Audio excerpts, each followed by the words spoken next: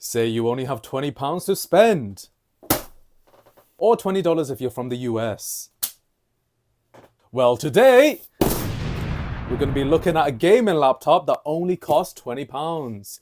Let's rip it open and see what we have.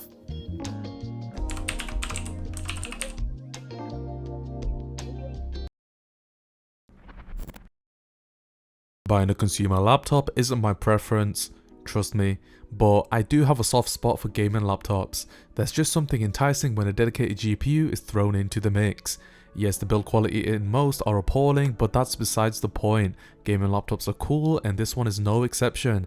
And for the price, I just had to take a look. Here we have the Monster ABRA A7 version 5.2. Heard of it? Yeah, me neither. However, they're quite a popular brand in Turkey, offering high-performance gaming laptops. The one we have here is supposedly faulty, with it unable to boot into the BIOS. Perhaps bad memory or some deep underlying issue. Anyways, thumbs up for the condition, which looks mostly intact with a few small scratches but nothing major. It's looked to be pretty well kept, as well as a palm rest and keyboard. Perhaps the keyboard prevented the seller from entering the BIOS. Anyways, let's boot it up and see what gives. So, it's been around a week since I last filmed that segment of the video, and I soon realized I didn't have a power cord. So after a week of waiting, here we have one. It's around 120 watts, which unsurprisingly is quite expensive, and shamelessly does cost around the same as this bloody laptop. So if this doesn't work, then all hell will break loose.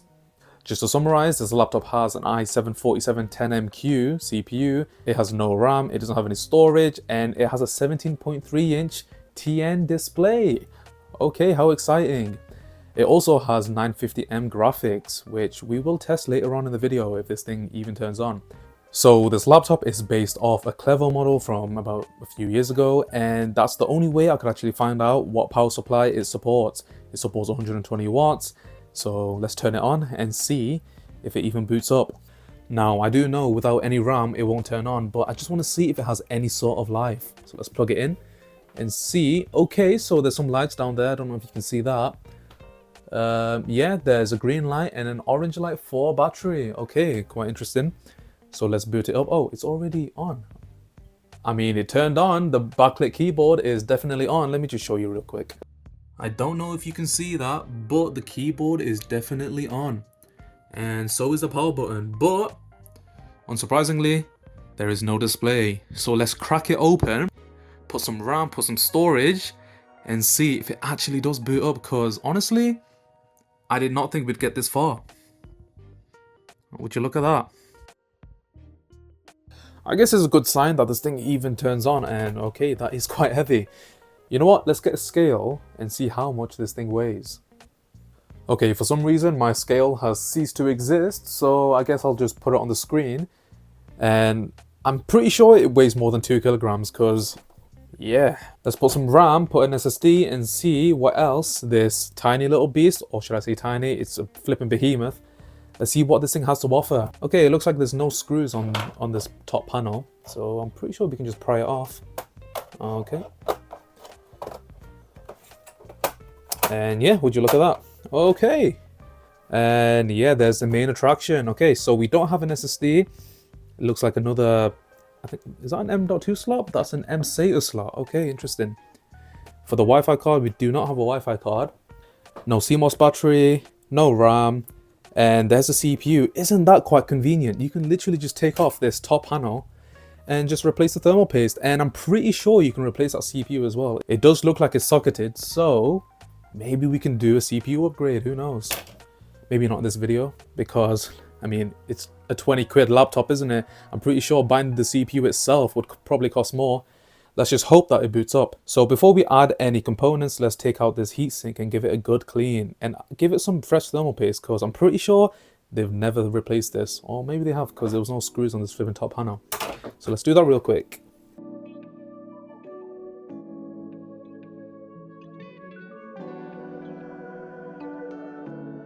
And hopefully this thing should just come off. Okay, oh, okay, this is the heatsink. There you are. Heatsink just comes out just like that. And there's the little bit of thermal paste. Is it dry? No, it's not dry, so maybe they did replace this before giving it to me.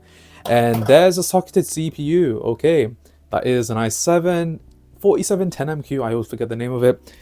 And there's a 950M GPU, dedicated graphics, which is nice to see. Let's take out this and give it a good clean.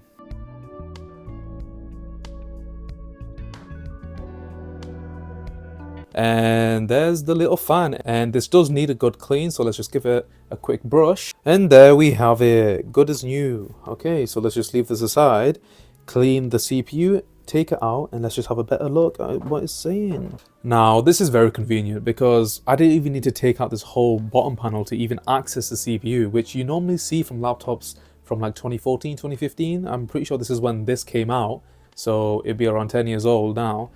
Quite good to see from a pretty nondescript laptop. Okay, so let's just clean the CPU, take it out, and we'll have a better look at it. Okay, let me just take out the CPU, and there you have it. Okay, I want to be very careful to not bend those pins because it is quite similar to an AM4 CPU. So I'm pretty sure this is a PGA type CPU, not the LGA type you normally see in Intel CPUs. But yeah, there you have it. Like I said, I want to be very careful not to drop it.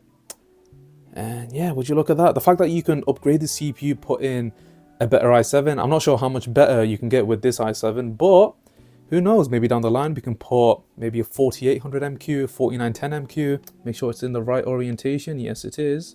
That should be good for now. And I just noticed there's a bit of dust on the fan assembly thing here. So let me just give that a quick wipe. And there you are. Give it some MX5. Not PTM 7950 because that is quite expensive and you have to get it from AliExpress, which takes time. Put a little blob there. Okay, there you are, nice healthy amount. That should be good for now. And let me pop that fan back in. Pretty much routine, just put the screws all back in. As I screw down the heatsink and fan, I just wanted to say if you are enjoying these commentary type videos instead of normal voiceover, then do let me know. I don't mind making them, and they're also less time consuming to edit, which means I can push out videos at a higher rate. And also, if you made it this far, then consider a like or subscribe. That's all.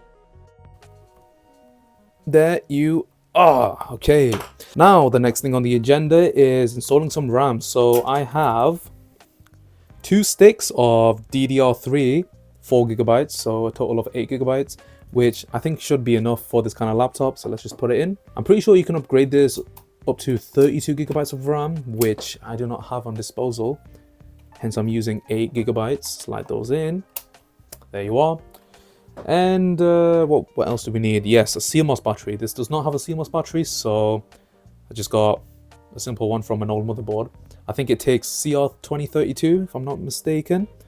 And all we have to do now is just slide it in. There you are. And what next? The Wi-Fi card. Okay, I think it's based off mSATA, so I actually had to buy this. This cost around £5 on eBay. Not too bad. I mean, it is a quarter of this flipping laptop's price. Maybe not too good of a deal. I probably could have bought a broken laptop and got this for free, you know, but I didn't. Anyways, we do need a screw, which I think there's one under here. Let's just take that out. How nice of them. Okay, let's just put that in. Make sure the antenna's on in the way. Okay, this is quite finicky, I'll be honest. Okay, let me just cut back to when I've actually put these 2 antennas in. And there you are. Okay, it's fully installed. Now the last thing to install is a hard drive. I have a 256GB Samsung hard drive, which should be ample for this kind of device. And the one thing that we are missing is a hard drive caddy, which I have solved by just plopping a bit of blue tack or white tack on the bottom, which should keep it flush with the actual connector. So let's just hope nothing actually breaks in the process. This is going to be quite finicky again, but yeah, there you are. Everything's installed. Okay, let's just put the back casing back on and hopefully this laptop turns on. I'm quite excited, guys, so let's hope for the best. Let's just go a bit back. Oh, I just realized I'm still filming. Okay. Hi guys. Okay, that should be fine. Okay, let's get the power cord and see if this thing turns on, because for some reason when you do plug it in, it turns on straight away. Okay, that is on. And there you are. Okay. So it turns on. The CMOS battery is bad or was recently replaced. If you continue to see this message, consult the system user guide for more information. Okay, so I'm guessing that CMOS battery is dead. How convenient. All right, let's just press OK. Can we Okay, that keyboard is not responding for some reason. Can we go into the BIOS? Let me just remind you that this cost only £20 for a gaming laptop. Yes, it's from flipping Turkey and it has a Turkish layout, but I do not care. Let's just turn it on again and see if we can get into the BIOS. F2, F2, F2, F bloody 2. Go in the... It actually got into the BIOS after a bit of struggle. But yeah, there you are. So it has an i7 4710MQ CPU rated at 2.5 gigahertz, which is not bad for a CPU. And it has 8 gigabytes of DDR3 RAM, so it does recognize the RAM. So the motherboard series, ABRA A7 version 5.2, which is what we know. And yeah, okay. Okay, that keyboard is being quite intermittent, I'll be honest. It's responding and not responding at the same time, which is quite annoying and does make sense why the seller probably couldn't get into the BIOS. Yeah, okay, so the keyboard does work, but it is, like I said, quite intermittent. Can we get into Windows? Because the SSD that I did put in does have Windows. All right, let's just exit without saving and see. Okay, so is it going into Windows? I don't know. I don't like boring you with a time lapse, but essentially it would not boot into the SSD. Perhaps dementia has set in early and I did wipe this drive clean. For no apparent reason, I simply cannot remember. I guess it's best to reinstall Windows, which unsurprisingly was also a headache. Oh, wait, the keyboard? Oh, for a second I thought it was working fine there, but no, it's being annoying like before. So today is, at the time of me filming, the 16th of April. So this is the American layout, I'm guessing. You know, it'd be really easy if I just got a flipping keyboard. I do have one, I can literally see it. It's literally there. Yeah, nice tree, I know. It's literally there, I could probably use that, but I don't want to. I'm just lazy. Hopefully it should go into Windows now. Okay. I don't want to see any. But I do need a boot USB, which for some reason I can't find. How convenient. You know when you need something and you can never find it? That's what's happening right now. I found it. Alright, let's just plug it in and boot into Windows. Alright. Come on, you can do it. You know you want to. There you are. Alright, so we want to select the Toshiba. What? Yet another wild goose chase. I simply can't avoid them. This took a while, and the fact that you can still install the ISO from Microsoft's website is hilarious, given its impending doom in a few months, but let's appreciate its last moments. Windows 10, like it or not, was an excellent operating system for the most part. Still can't forgive them for bricking the mic on Game DVR. Well, that took a while, but here we have it. Let's boot into Windows and see if we can actually get this thing up and running. Let's just plug it in. I guess if you've made it this far into the video, then a like and sub will be greatly appreciated. I mean, we're closing in on 5k subscribers, which is honestly mind-blowing. So if you do enjoy this video, I mean, if you're watching it up to this point, then you surely are. Just kidding. But a like and sub will be, like I said, greatly appreciated. Okay, so the trackpad does in fact work, which is a good sign. Okay, we got a clean drive, so hopefully this should just work. There you are. Okay, like I said before, let me just skip through the setup process and we'll be into Windows, hopefully.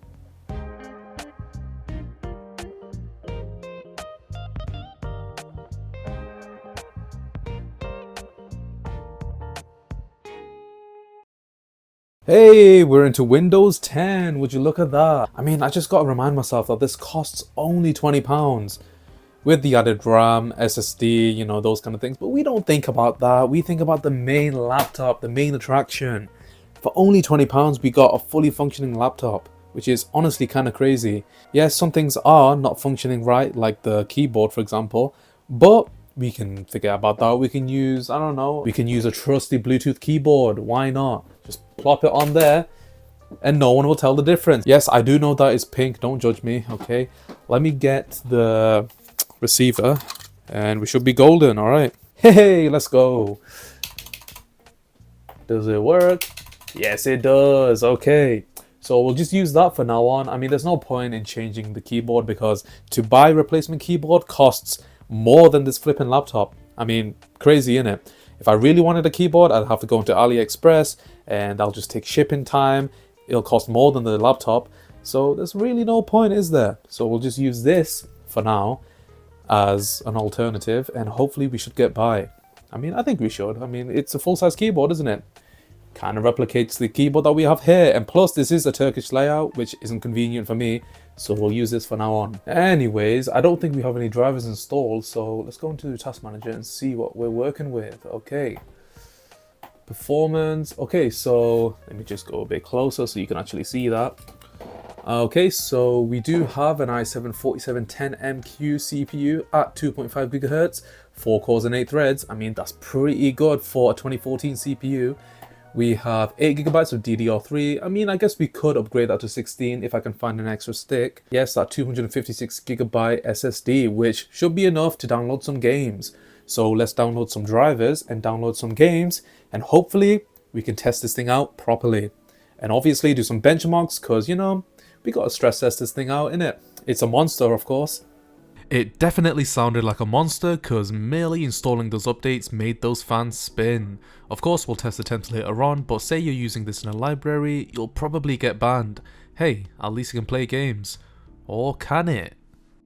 Well, some games flat out refuse to load. The Last of Us requiring DX12, which the 950M graphics do not support. And yes, I've installed all the latest drivers, which failed to remedy this issue. Next, onto some Minecraft, the hottest game out there. Well, at the minute, unsurprisingly, we did quite well on medium settings. We averaged around 140 FPS, which certainly ain't bad for a decade-old gaming laptop. Of course, we're running on 1080p as 720 does look quite pixelated given the big screen. Stutters weren't a big issue, especially with 8GB of RAM, which the system probably came with out of the factory. For something a bit more demanding, running shaders aren't recommended, with it failing to average 30 FPS, though it does look quite nice, it has to be said. Onto something a bit more demanding. Fortnite in theory should run fine, however the main issue was stutters.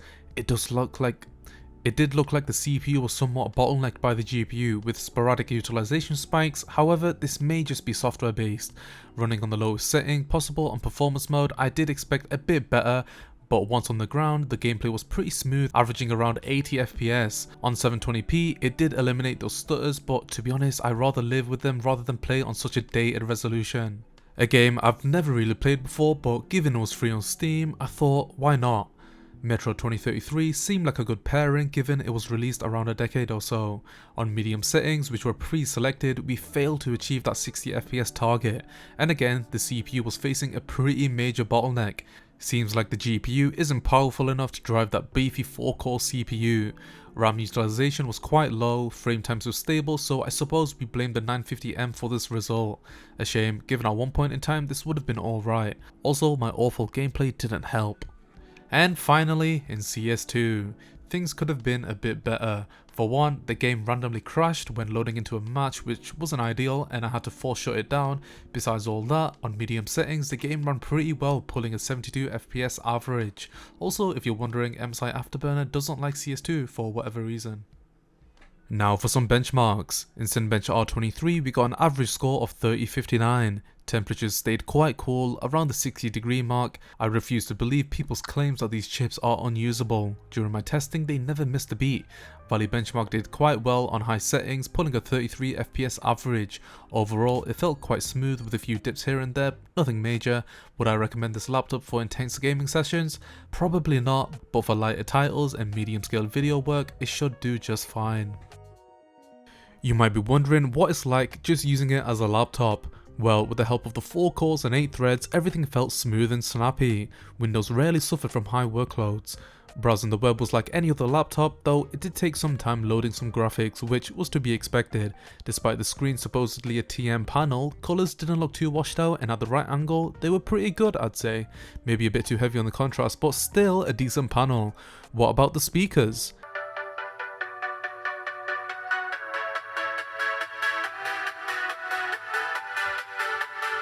I guess you could say, worst sound. Not the best speakers out there, but what do you expect from a gaming laptop from 2014? The battery, on the other hand, was toast. Yep, it didn't hold a single charge. I guess it's more of a desktop replacement. By the way, replacement batteries also cost more than this laptop, which wasn't helpful. A few other tests before we wrap up this video. The laptop has an SD card slot, which would have been good if it worked. But hey, at least I can hook it up to a secondary monitor. I guess that wraps up this video. What do you think about the £20 gaming laptop? Personally, I think as an overall package, it's a mighty steal, and the fact that it can still run modern day titles to this day is quite ridiculous. Yes, it has some flaws, but who cares? It's functional as is. Will I use it? Probably not, but it would make a cool display piece given how rare they are. Anyway, I hope you enjoyed this video. A bit longer than usual, but if you made it up to this point, I fully appreciate it. Remember to give us a like and subscribe for future content. That's all, thanks for watching, and I'll see you in the next one.